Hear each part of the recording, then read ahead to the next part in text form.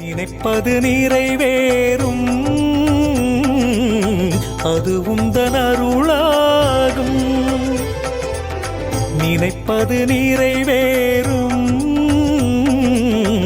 அது உந்தன் அருளாகும். கண்ணாய் எங்களை காப்பவனே, உன்னை என்றும் மறவேனே. க்ஷேத்திரபாலனே, நலம் வழங்கும் ஈசனே, நினைப்பது நிறைவேறும், அது உந்தன் அருளாகும்.